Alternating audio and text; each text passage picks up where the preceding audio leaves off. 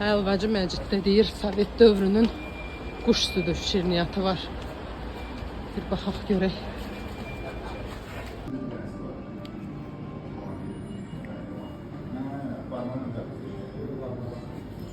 Bir baxaram.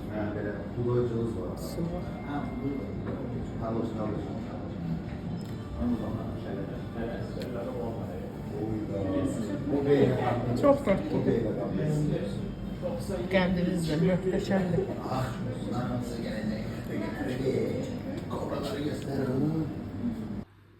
Halvacı Məciddən aldığım noğul qozdu.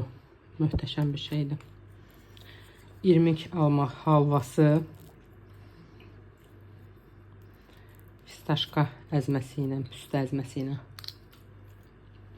Və gecənin əsas qəhrəmanı, quş südü.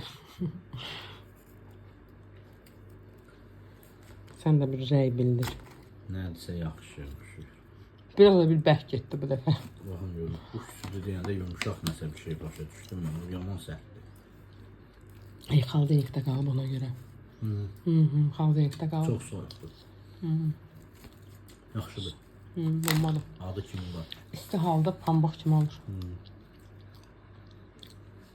Sıralama eləyək. Hansını daha çox bəyəndin? Quş südü, irmik helvası, nabat.